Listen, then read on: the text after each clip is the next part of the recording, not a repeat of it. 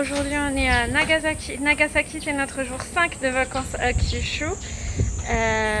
On a pris le train rapide, l'express pour aller de Fukuoka à Nagasaki. On est aujourd'hui dans un quartier historique, on a loué un Airbnb dans un vieux quartier. Et pour l'instant, on a été aidé par 3 personnes, ce qui est assez rare. Mais les gens ici sont tellement gentils. Juste nous demander ce qu'on fait et qu'est-ce qu'on veut visiter et voilà, ce genre de questions. Donc on va essayer de trouver des endroits sympas à visiter. Vous me suivez ?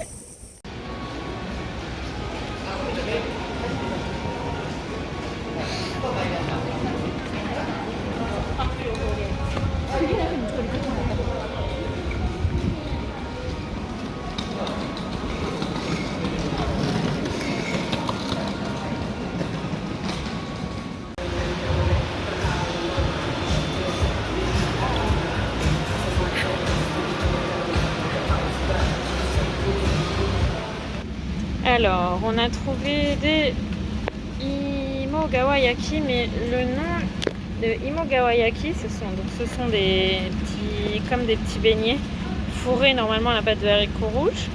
Le nom diffère selon les régions, alors je vais demander comment ça s'appelle ici.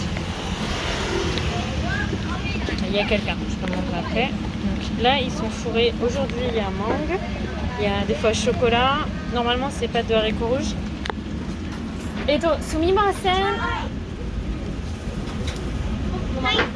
Okashi no namae wa nan desu ka? このお菓子、はい。回転焼きですね。回転焼き。回転焼き。東京では芋川焼きですね。あ、そうですね。回転焼き。回転焼き。ありがとうございます。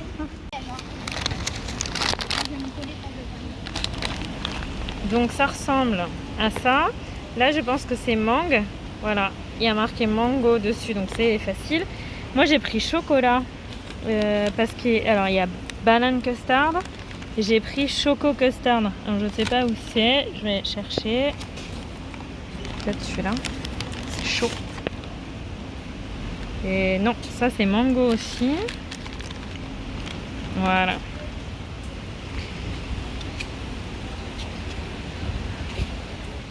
Alors, l'intérieur du kaitenyaki mangue avec des morceaux de mangue à l'intérieur. Je goûte le chocolat. Hein.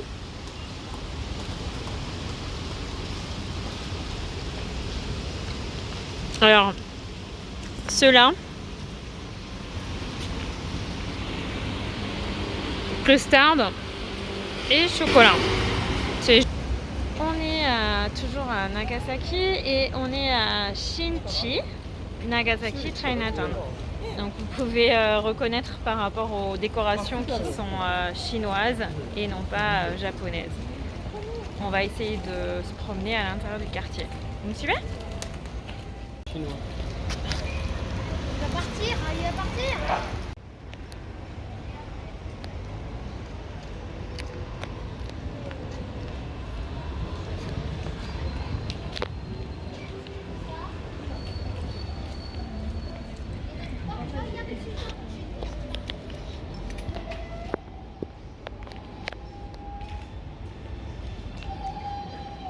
Alors, comment reconnaître un bon restaurant chinois au Japon ?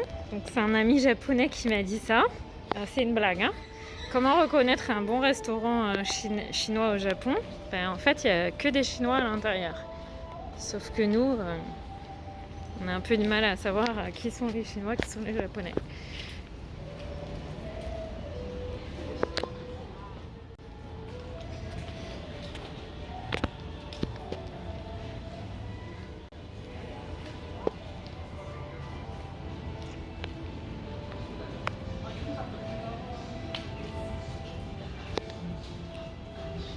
Alors, le tapioca, c'est taïwanais.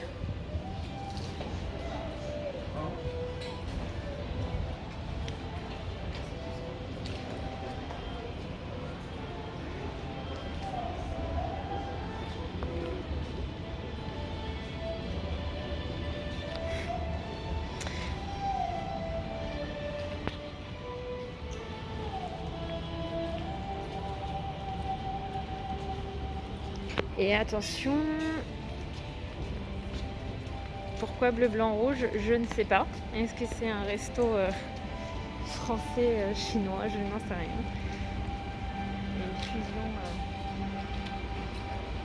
de la cuisine française et chinoise.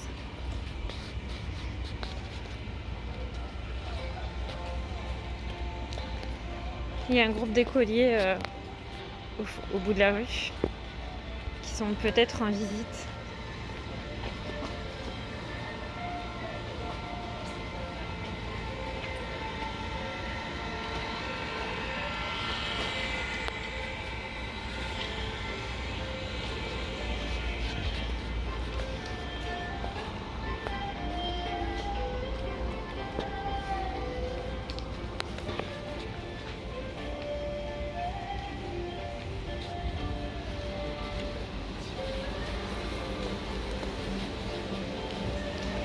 Alors autant je peux m'y connaître en cuisine japonaise, autant je ne connais rien en culture chinoise, donc je ne ferai aucun commentaire.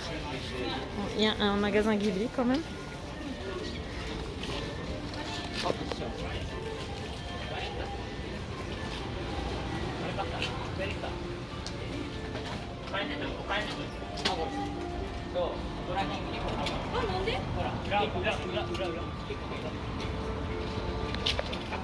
C'est le point d'entrée des Hollandais sur le territoire japonais et on retrouve d'anciennes maisons, d'anciens quartiers hollandais. Là on reconnaît les murs en briques rouges. Alors c'est pénible parce qu'il y a des voitures qui roulent relativement vite.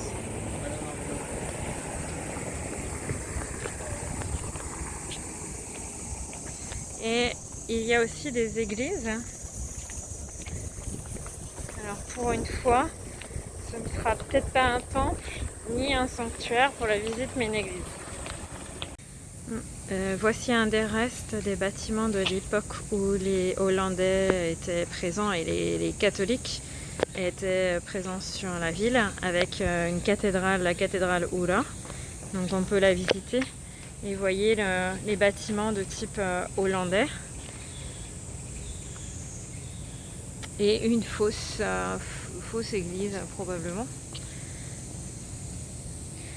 Les rues de type pavé aussi à l'européenne. Donc c'est un peu perturbant d'avoir ça en plein Japon. Et on va essayer d'entrer dans la cathédrale. L'entrée est payante. C'est un site classé au patrimoine de l'UNESCO.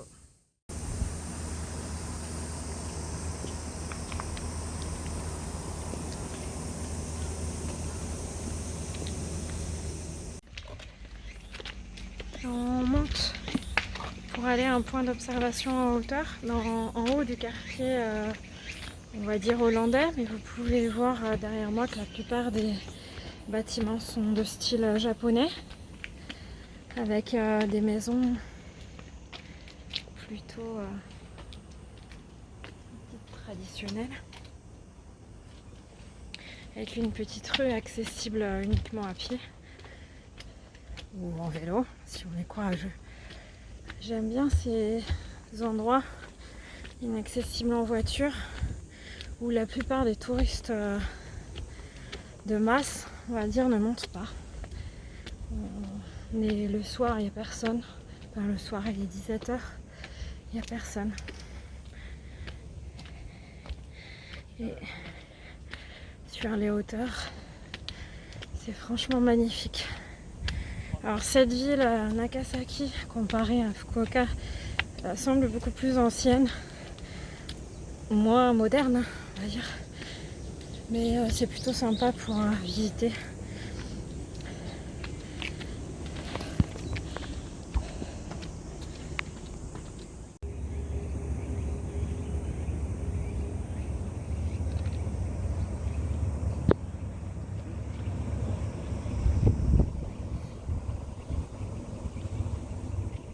Alors ce point de vue du panorama de Nagasaki est très connu la journée par les touristes et le soir pour les amoureux. C'est ce qu'on appelle un labu-labu, ou point. C'est un endroit où on emmène son date, son amoureux ou son amoureuse, et on vient admirer le coucher de soleil et ou les lumières de la ville. Et si ça se passe bien, on peut concrétiser.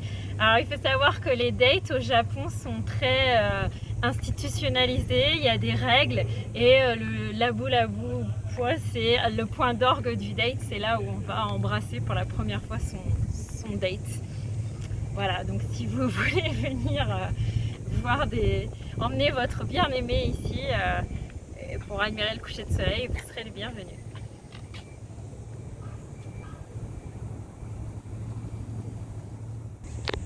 On est dans la baie de Nagasaki et ici, la petite île qui est là, c'est Gunkanshima, l'ancienne mine d'extraction du charbon, qui est maintenant très connue pour les personnes qui font de l'urbex. On ne peut pas y aller, mais c'est une des meilleures attractions de la ville, paraît-il.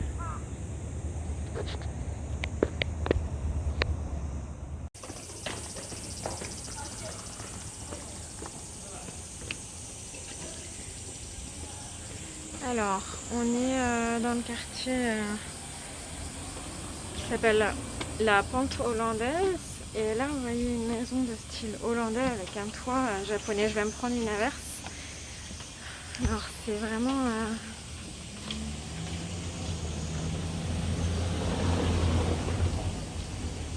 magnifique. Le mélange des deux, l'architecture hollandaise et les toits japonais. Je sais pas si on voit bien.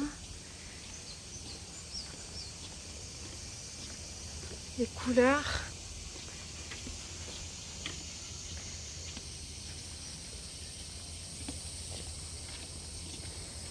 Je me balade sur une espèce de petit chemin privé.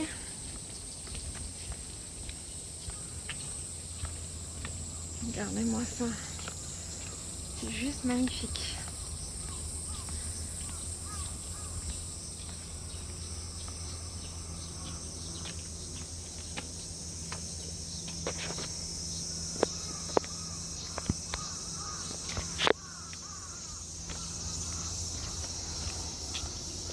Et je suis coincée.